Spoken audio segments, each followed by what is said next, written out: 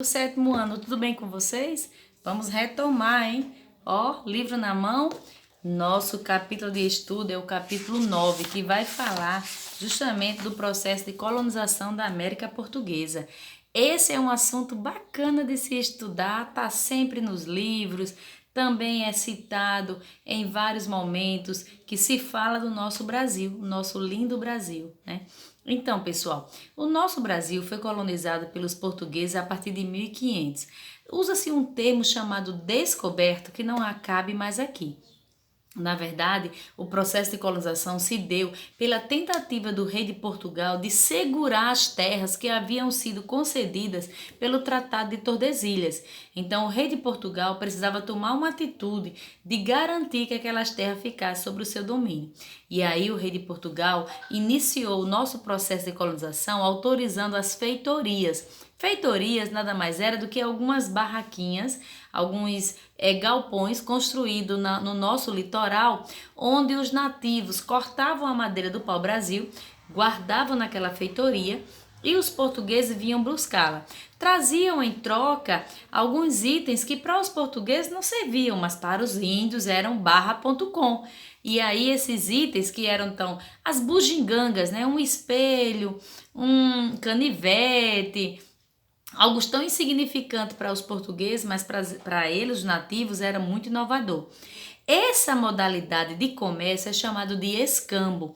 Quando você troca um produto com outra pessoa sem utilizar moeda, dá-se o nome de escambo. De escambo em escambo, o Brasil foi se relacionando com os portugueses. Os nossos nativos passaram por um choque cultural muito grande. Os portugueses também. Afinal de contas, enquanto os portugueses vestiam muitas roupas, os nossos nativos não vestiam nenhuma. Enquanto os portugueses não se alimentavam das aves, de raízes como a batata, a própria macaxeira, os nossos nativos sim.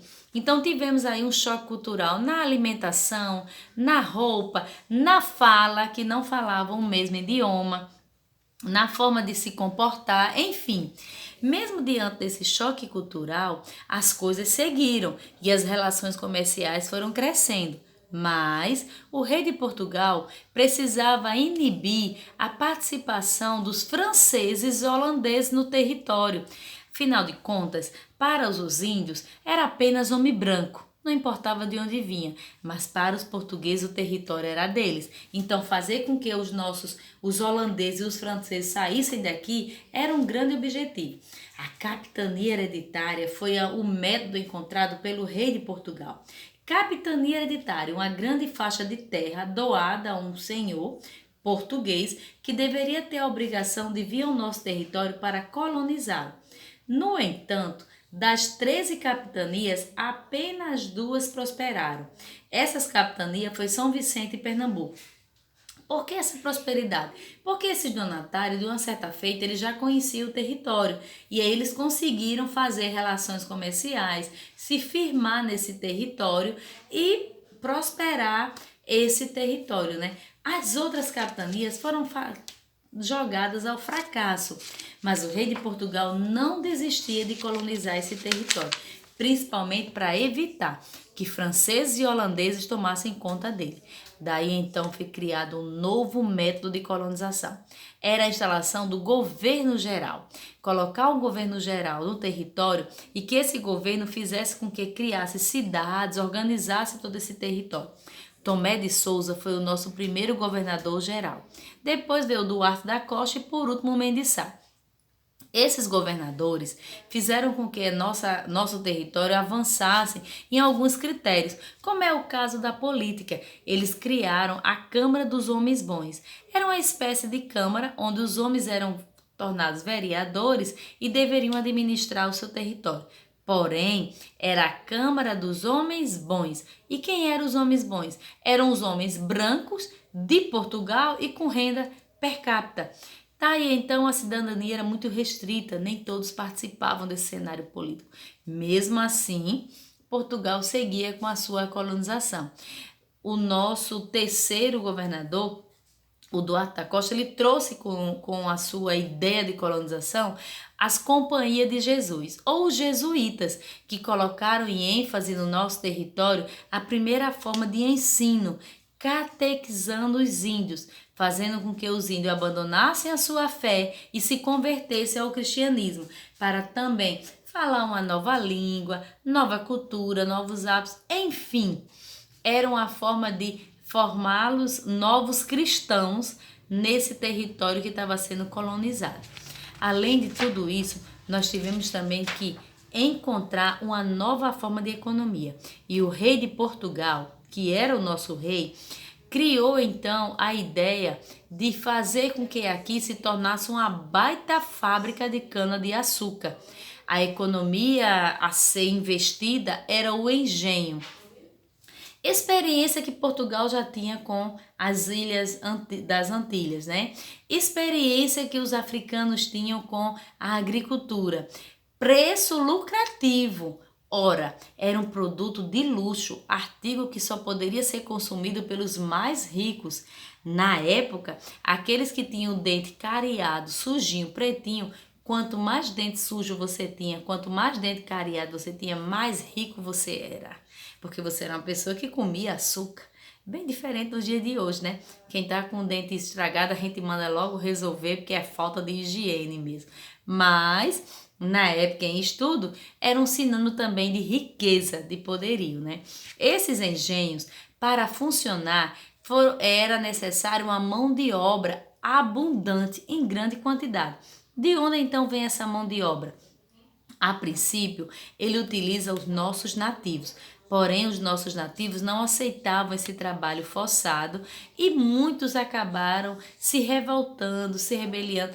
Tiveram então várias guerras, aqui eles chamam de guerras justas, que de justa não teve nada, porque os portugueses guerreavam com arma de fogo e os nossos nativos ainda era flecha, arco e flecha. Quem é que ganhava aí nessa batalha?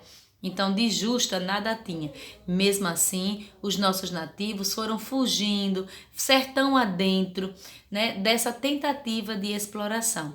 E para substituir essa mão de obra, os portugueses trouxeram os africanos. Aí sim, o nosso Brasil teve um braço muito forte do negro africano, esse que chegou para produzir essa economia, tornar esse território uma verdadeira fábrica de açúcar. Não podemos esquecer que devemos muito, ou será que tudo, aos nossos africanos, descendente da qual nós somos. Não temos como negar a nossa origem. Nós temos dentro de nós, independente da cor da pele, uma contagem, uma raça, um vigor dos nossos africanos. Esse nosso Brasil cresceu então com essa fábrica de açúcar. Um país que se produzia, país que eu estou chamando agora, mas que na época não caberia esse nome, né? Seria uma colônia de Portugal. Que se produzia açúcar para ser vendido na Europa por preços maravilhosos. Grande eram os lucros dados sobre esse produto, né? E aí o livro vai desenvolvendo todo esse entendimento, até que na página 167 ele vai falar como era essa produção. Ele coloca um desenho e esse desenho representa um pouco dessa produção de açúcar nesses grandes engenhos. É muito bacana porque a forma do açúcar, quando ela vira, ela tem um formato de um certo funil, né? Parecido com um funil. É por isso que aqueles dois montes muito bonitos que tem no Rio de Janeiro carregam o nome Pão de Açúcar, porque tinha o formato dessa forma do açúcar, né? Mas vale lembrar que o nosso território não produzia só a cana-de-açúcar, não.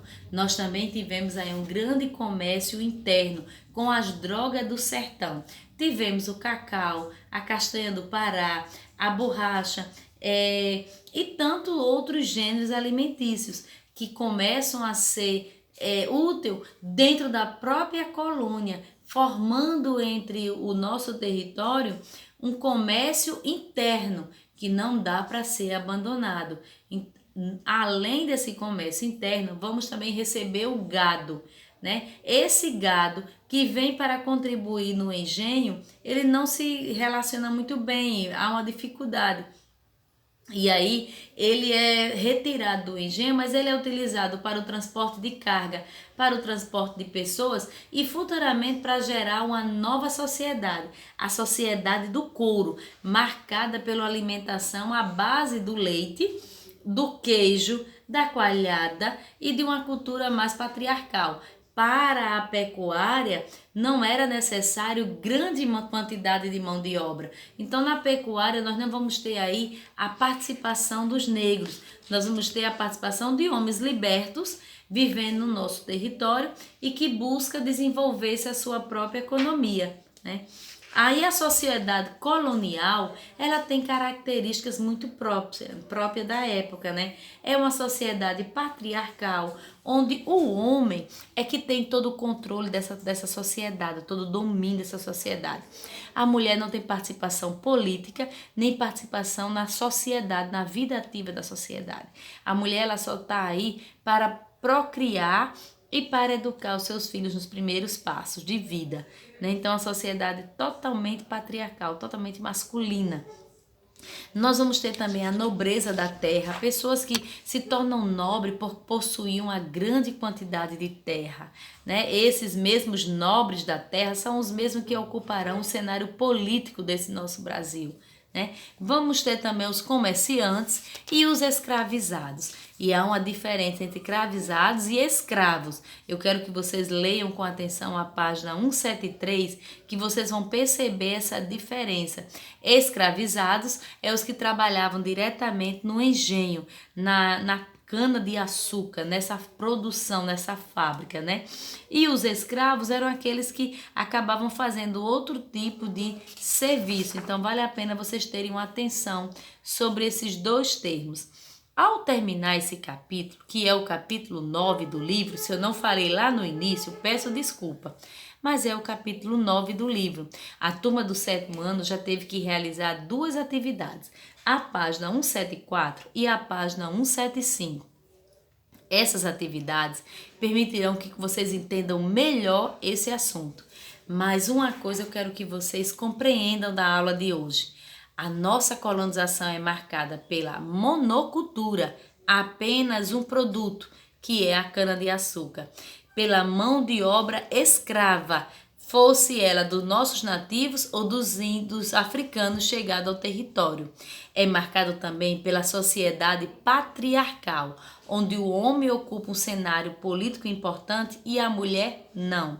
E é marcado também pelos laços de nobreza, pela elite, onde essa elite administra todo esse nosso território e mantém o controle sobre ele de forma política, não garantindo cidadania aos demais. Então, a nossa colonização, marcada pela capitania hereditária, pelo pacto colonial, pelos jesuítas que chegam para catequizar os índios, é motivo de muito estudo para todos nós, mas não é motivo de muito orgulho.